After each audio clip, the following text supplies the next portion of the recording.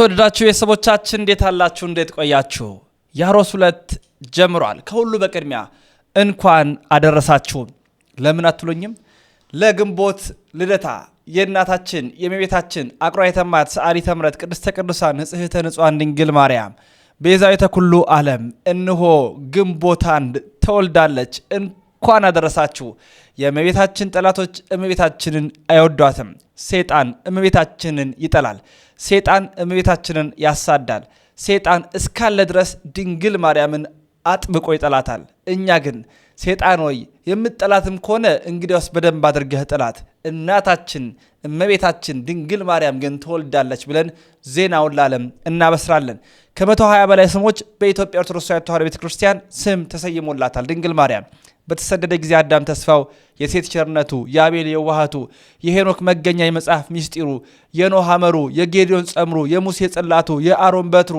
የሰለሞን አክሊሉ የጊዮርጊስ አክሊሉ የመላእክት እህት የቅዱሳን ሁሉ እናት ምን ያልተጠራችበት ስም አለ የእውነት ያስደንቀኛል የነቢያት ትንቢታቸው የሐዋርያ ስብከታቸው የሊቃውንት ሚስጢራቸው ናት ድንግል ማርያም ቤዛዊተ ኩሉ ደግሞ ዓለም ናት ወላዲተ ቃል የሚለው ስሟ ደግሞ ከሁሉ በላይ ገዘፍ ያለ ነው እኛ ደግሞ እመ ብርሃን የብርሃን እናት እመ አምላክ የአምላክ እናት እመ ብዙሃን የብዙሃን እናት እያልን እንጠራታለን ይቺ እናት ቅድስቲቷ እመቤታችን ድንግል ማርያም ዛሬ ተወልዳለች በየት አትሉኝም በሊባኖስ ተራራም በሙሉ መረጃችን በስፋት ይዘንበታል በዋነኝነት ግን የእመቤታችን መወለድ የሚከነክናቸው እንግዲህ ከአጋንንት ወገን እንደሆኑ እናውቃለን እመቤታችን ስሟ ሲጠራ የሚጨንቃቸው በርካቶች አሉ ከሰሞኑ ግንቦት ኢየሱስ ነው በዚህ ጊዜ መናፍስት ይነሳሉ ምናምን ጸልዩ የሚሉ ተነስቷል ጭራሽማ አንዱ ሐናና ያቄ የሚባሉ እንኳን አልወለዱም የሚባሉ ሰዎች የሉም ብሎ ተነስቷል ይሄ ሁሉ ውርጅብኝ ይሄ ሁሉ ጥላቻ ይሄ ሁሉ ክፋት ይሄ ሁሉ ውርወራ ድንግል ማርያምን ለመንካት ነው የነሱ ቪዲዮ እንከታተል ከዛስ እንኳን በኢትዮጵያ ፖርቹጋልን ጨምሮ ከኢትዮጵያ ውጪ የእመቤታችን የልደቷ ቀን እንዴት እንደሚወሰድ ማከታተየ ቪዲዮን አሳያችኋለሁ በአጠቃላይ ሁላችሁም እንኳን ይሄን የምትመለከቱ ኦርቶዶክስ ሳይሆናችሁ እንኳን አደረሳችሁ እያላችሁ ልደታ ለማርያም እያላችሁ ጻፉ ሁላችሁም ኦርቶዶክሳውያን ላይክ ደግሞ ማድረጋችሁ እንዳይዘነጋ ቪዲዮችን ላጋራላችሁ ተካትለን እንመለሳለን የማንም አይደለም ግንቦት የኢየሱስ ግንቦት 1 ማለት ሰይጣን የሰዎችን ደም ለመጠጣት የሚወጣበት ቀን እንደሆነ ግን ታውቃላችሁ አመት ውስጥ ካሉ ወራቶች በሙሉ ሰይጣን በከባዱ የሚሰራው በግንቦት ወር ላይ ነው የተወደዳችሁ የጌታ ቤተሰቦች ይሄንን ነገር ስናገር ሰይጣን በጣም ነው የሚናደደው እስኪ አሜን በሉኝ ክፉ ከሆነ ከግንቦት ወር እግዚአብሔር ይጠብቃችሁ ስራችሁን እግዚአብሔር ይጠብቅ ልጆቻችሁን እግዚአብሔር ይጠብቅ ቤተሰባችሁን እግዚአብሔር ይጠብቅ ትራንስፖርታችሁን መውጣት መግባታችሁን ሁሉ እግዚአብሔር ይጠብቅ ጌታ ይከልላችሁ ሰይጣን አያገኛችሁ ሰይጣን መዳፍ ውስጥ አትግቡ በሰይጣን አሰራር እጅ አትያዙ ተባረኩልኝ እናቶች አባቶች ይሄንን ወር በጸሎት እንድታግዙን ልጆቻችሁን እንድታስቡ ቤተክርስቲያኖች ለህዝባችሁ እንድትቃትቱ ፓስተሮች መሪዎቻችን ሁላችንም በጸሎት እንድንበረታ ሰይጣን ድል አያደርግም በእኛ ህይወት ግንቦት ወርን እግዚአብሔር እንዲከልለን ለእግዚአብሔር አደራ አሳልፈን ሰጥተን እንጀምረዋለን ውሸት ነው ሐናና ያቄም ትክክለኛ የማርያም አባትና እናት ሐናና ያቄም ያደረገው ዝም ብሎ በየዘመኑ ዝም ብሎ ስመሰየም ችግር ስለሌለባቸው ይሰይማሉ ለሁሉ ነው ይሰይም ታይዘው እኔ ለእመቤታችን በዛሬው በልደቷ ቀን ምሳለው ለኔ ሳይሆን ለአንዲት እህቴ ነው የዛሬ ዓመት የልቧን ሐሳብ ብትሞላላትና በምልጃዋ ልጅ ብትሰጣት በጋ አመጣለሁ ብሎ ጀመረ ዞር ብዬ ነው ያየሁት እኔ እንደሆን ሁሉም ያውቃል እዛ ጋር 12 ነን እንግዲህ ምልህ ጥሩ ሰዎች በጣም እንግባባ አብሬ ቆም ያለው በቃ እሱ ሲናገር ድንግጥ ነው ያልኩት ምክንያቱም አላሰብኩትም ለኔ ይጸልይልኛል ብዬ በጭራሽ አላሰብኩም ሲል ባለቤቱ ነበረች ተከተለችው የዛሬ ዓመት ልጅ ብትሰጣት እንዲያደርጋለሁ ሌላው ቀጠለ እኔም እነሱ ያሉትን እመቤቴ በምልጃዋ ብታሳካላት ምን አለፋችሁ ሁሉም ተራ በተራ በእንባ እየታጠበ ስለ አንዲት ወጣት ልጅ ማግኘት ስለት መሳል ጀመረ ለነዚህ ልጅ ከተሰጣት እኔም እንደዚህ ያደርጋሉ ያለ ሁሉም ተሳለ ከዛ እኔና መመሪያ ነው ቀረ ከዛ እኔ በቃ ያለቀስኩ ነበር የሰውን ስዕለት እየሰማች አንዲት እህት ማልቀስ ጀመረች ለ7 ዓመታት ልጅ ለመውለድ ተስፋ ስታደርግ ቆይታ ሐኪሞች ምንም ማድረግ አንችልም ብለዋት ነበር ልብ አድርጉ የጀርመን ሐኪሞች 5 ጊዜ ያህል ብትታይም በሕክምና ምንም ማድረግ አልተቻለም ማለት ያለብኝን ራሱ አላቅም መሳል ነው ያለብኝ ምንድነው ምላቸው ሰዎች እንደው ላሰው ተስሎ በጣም ደስ ብሎኛል በቃ እኔ መቤታችን አንድ ልጅ ከሰጠችኝ የዛሬ ዓመት ለልደታ ማርያም እዚህ ኢትዮጵያ ቀይ ምንጣፍ አስገባለሁ ብዬ ተሳልኩኝ ነኝ። የመጨረሻዋ ተናጋሪ ሁሉም ሰው የተሳለላት ወጣት ነጻነት ነበረች። ሳግ እየተናነቃት ዛሬ ለኔ ታላቅ ቀን ነው፣ ባይሳካ እንኳን አይቆጨኝም። እኔን እንዳሰባችሁ እመቤቴ ታስባችሁ፣ እስከ ዛሬም ቅሬታ እንዳይሰማኝ ልጅ መውደዴን አውቃችሁ ልጆቻችሁን ከኔ ጋር እንዲያሳልፉ እንዲጫወቱ ስታደርጉ ስለነበር አመሰግናለሁ። እመቤቴ እኔንም ብትሰማኝ ለቤተ መቅደሷ ምንጣፍ አስገባለሁ ብላ በእንባ ተሳለች። መምህር ሄኖክ ደነገጠ። የምናገረው ነገር ቸገረኝ። አዳራሽ ውስጥ በነበረው ጉባኤ ላይ የሰጠሁትን ትምህርት ይህ ታሪክ እንዳለ ባውቅ ኖሮ ሆድ ላለማስባስ ብዬ በመፍራት አልሰጠውም ነበር። እኔ አልሳልልሽም አለኝ። እኔ ስለት ሳይሆን እኔ ቃል ገባልሻለሁ የሆነ ነገር አለኝ።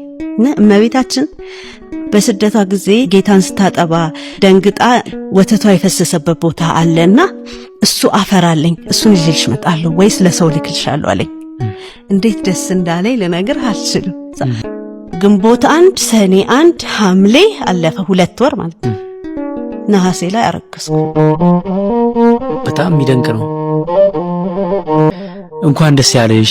አመሰግና። እንኳን አብሮ ደስ ያለን። እንኳን የሴት ልጅ እናት ሆንሽ። እንግዲህ በታምረ ማርያም ምን ይላል? ቤተ መቅደሴን ያሰራ ትላለች እመቤታችን። እግዚአብሔር የሰጣት ቃል ኪዳን ነው።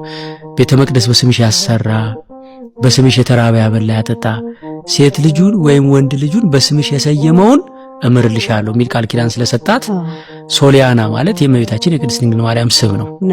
አንቺም ልጅሽን በስሟ ሰይመሽ ለኛም እንግዲህ ምክንያት ሆነሽ እኛም ልጃችንን ሶሊያና ብለናታል። ታዲያ ስለቱን አስገባችሁ ወይስ እንዴት ሆነ? ተስላችሁ ነበር? ስለቱ አዎ፣ በአጋጣሚ ያው የ20 ቀን ልዩነት ነው። እኔ አራስ ሆኜ ነው ማለት ነው። 20 ቀን በኋላ እናቴ መጣች። እኛ ስለታችንን አስገባን። በጣም ብዙ የሚባል ስለት ነው የነበረው። በዛ ላይ ብዙ ሰዎች ተነግሯቸው በይስማ ከሌላ ከተማ የሚመጡ ሰዎች አሉ ለመሳል ማለት ነው። እንዳንቺ ልጅ እንድትሰጣቸው ሊሳሉ እዛ ደብር መምጣት ጀመረች። አዎ የሆነች ፍራንክፈርት የምትኖር ልጅ ነበረችና እኛ ጋር ነበር የምትኖረው። ቀይራ ሄዳ ሰምታ መታ ተስላ እሷን በአመት ወልዳለች። ኧረ ተይ በእውነት እግዚአብሔር ይመስገን። እውነት በጣም ደስ ይላል። በጣም ደስ የሚለውና የነበረው ሰው በጣም ተገርሟል። የእውነት አልመሰለንም ነበረ። በዛ ላይ ደግሞ ያ የነበረው ፕሮሰስ በጣም አስጨንቋቸውም ነበረ የኔ መታመም። ከዛ በኋላ አልፎ እሱ ሶሊን ይዤ ነው የመጣሁት። ቆይ ስለቱን ከክርስትናው በፊት ነው ያስገባችሁት? ከክርስትናው በፊት ነው ስለቱ። ለምን? ልደታ ማርያም ከዛ በፊት ነው የሆነችው። በእለቱ ነው የተሳላችሁት? ለአንቺ ልደት ብለን ነው የተሳል ነው፣ ለእመቤታችን ልደት። አንቺ ታዲያ የዛኔ ቤተ መቅደስ መግባት አትችይም? አልችልም። ደጅ ነው የምናከብረው፣ ቤተ መቅደስ ውስጥ አይደለም የሚያከበር ነው። የምናከብርበት የልደታ ቦታ የራሱን የቻለ ቦታ። እኔ 20 ቀን አራስ ሆኜ ነው ያከበርነው። አከባበራችሁ ፍጹም መንፈሳዊ ነው? በጣም መንፈሳዊ። መምህራኖች አሉ፣ መዘምራኖች አሉ። ያው የእመቤታችንን የሚያስመለክት ነው። እዚህ ሲከበር እንደነበረው እንዳለ ይዘን ሄደን ነው ያን የምናከብረው። እንደዚህ ያልኩሽ ለምንድን ነው? አንዳንድ ጊዜ ልደታ ይባልና ይጠልፉትና መጠጥ ያመጣሉ፣ ሙዚቃ ያመጣሉ፣ እንደውም ኃጢአት ይሰራል፣ ይጨፈራል፣ ይሰከራል ምናምን ሃይጃክ ይደረጋል አንዳንድ ቦታ።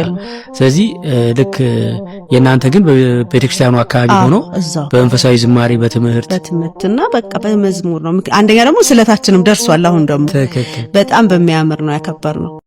የተወለደች የት ነው? ሊባኖስ። ለምን?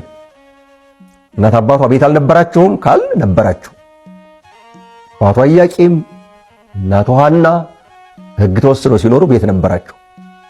ታዲያ ለምንድን ነው እመቤታችን ከሁሉ በተለየ ሁኔታ በቤት ውስጥ ሳይሆን ሊባኖስ በሚባል ተራራ የተወለደችበት ምክንያት ምንድን ነው? ከተጸነሰችበት ሰዓት ጀምሮ ታምር ታደርግ ነበር። አይሁድ ብዙ ጊዜ ምቀኞች ናቸው። ብዙ ጊዜ አይደለም፣ ሁሉ ጊዜ ምቀኞች ናቸው። በጣም ምቀኞች።